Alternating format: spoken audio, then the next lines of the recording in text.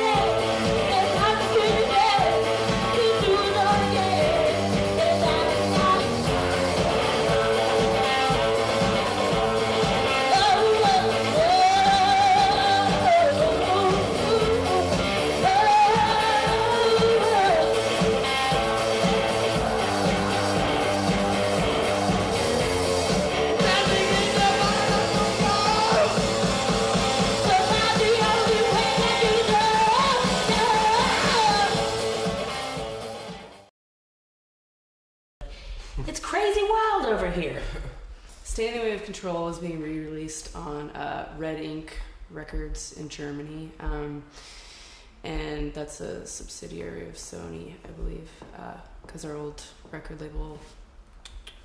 Bye. Just one sentence. The record will be re-released on August 17th in Germany. Tanya English's birthday. So we have a good present for him. The 2007 version of our record comes with a new version of Listen Up that was produced by Trevor Jackson, this producer who does remixes and collaborations under the name Playgroup. He's a really good with sound. He's a very sweet person. Yeah, and it comes with a remix of Standing in the Way of Control done by Soulwax, who are like a DJ collective. I'm wearing a Soulwax shirt right now. That we've loved for a long time. They're really multi-talented, and everything they do is really good. So.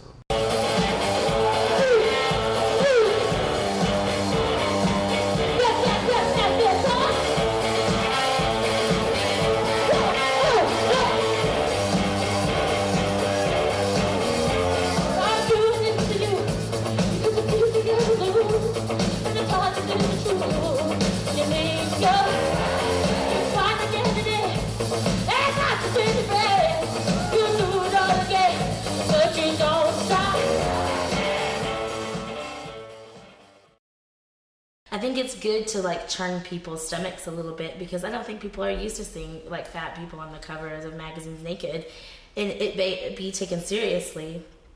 You know, but the truth is that there are more people that look like me than there are people who look like supermodels. So the Enemy asked me to do the cover, and they asked me to do it by myself, and then they asked me to do it naked. And they didn't say that if it was naked or nothing, but they were like, would you think about doing it naked? And I was like, yes. So, and they did it. And it's done. And some people hated it, and some people loved it. And I really just, you know, whatever.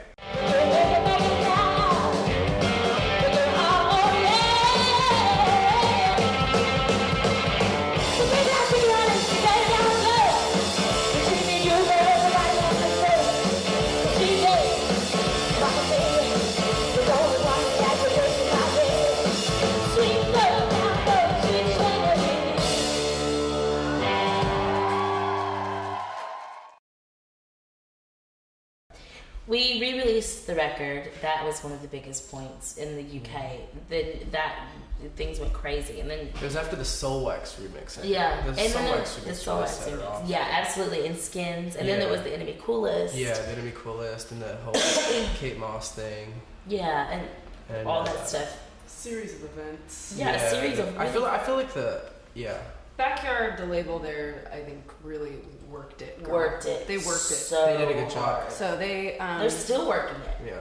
They had a goal of like, you know, selling a certain amount of records, and it really surpassed that, and they got it on all these like this TV thing, Skins, which has a big audience. Which another thing we didn't know was that happened without our knowledge. Yeah. Cool. And that we just were like playing shows there all the time too, and then gosh, I felt like we lived there. Yeah, we were just going there every couple of months and playing, and it just kept growing and growing, and I think, yeah, Standing on the Way of Control is definitely like a huge like hit there. So, which is so weird. I mean, no one ever expected that to happen. Yeah. And like the more that people be like, it's on the charts, and I'd be like, what does that even mean in the grand scheme of things? Like, what does being on the charts mean? Like, what is a chart? They'd be like, you're on the radio, and I'm like, college radio? Because you know that's one thing, you know. And then I'm like, indie radio. No, and the beauty is that all so far has been completely independent. Like, and I think I think a lot of the way that it sort of helped explode was sort of the way it worked in the dance community in the UK. Because I was in America, you know, we were doing club nights and stuff and going to parties, and it's very small there. But that's in the a UK, big difference too. In the UK, there was lots of like club nights, and it was like it's a very popular thing there, and it's a great community because the kids are starting their own discotheques and clubs, and we sort of felt the sort of unity with that scene in a way, just because of like the freedom and of sort of dancing and the idea of kids putting on their own clubs. And so we did some remixes like Soul Wax and stuff, and you know, like people like Errol Alkin from like the Trash Club started playing Stand With Control a lot, and it's crazy how you know in the UK at least the power of DJs. I mean, the curation of what DJ plays a night is really effective there, and it's a beautiful thing, and that's like one of the ways that the U.S. differs from. Yeah, in the U.S. you don't have kids doing club nights where they get to play their own records or whatever. It's not that big of a deal. But in the UK and in Europe too, like people love their DJs, and like you know the DJs are always playing new, interesting stuff, and you know the kids get to hear new music every night. So in a way, it's almost like this. It's this great exposure to new music. Yeah, England is so small. I mean. It's like all European countries, they're so small compared to the U.S. And it's like, it seems so easy for things to become connected and for DJs to reach out to other DJs and for the word to spread. And I feel like in the U.S., there's so much between, I mean, what do you have? The East Coast is hip, you have the West Coast that's hip, you have some of the Midwest that's hip, and you've got some of the South that's hip, and then, you get this huge black hole.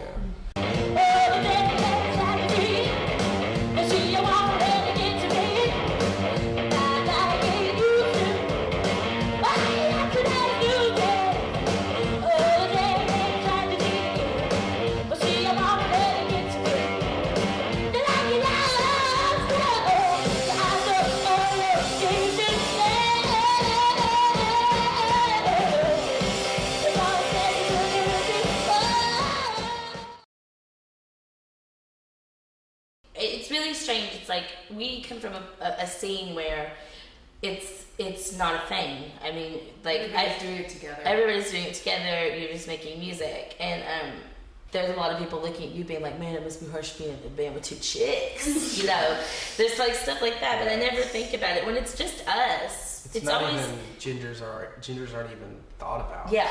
I mean, we're just friends in a band together. You know, it's not like I mean, I don't know. I mean, I don't think I put the impression out that I'm like a rockin' dude who's like having a hard time being in a band with two girls or something. I can't make it with these face. It's like really cramping my style.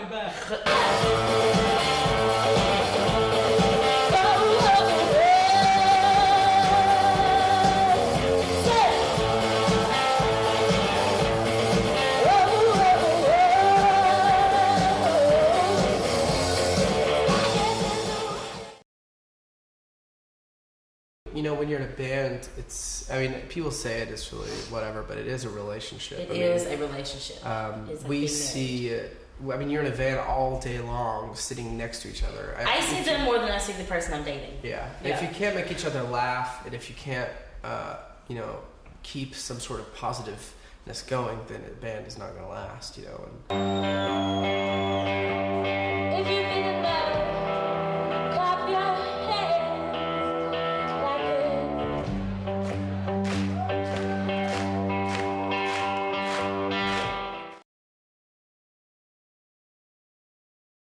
We are working on stuff here and there. Due to this re-release, we've been kind of busy and on the road promoting this record, Stand With Control. But when we're home, you know, we chill out and writing stuff here and there, working on getting new sounds and new ideas. So for a record to be released in, I think, maybe 2008, so.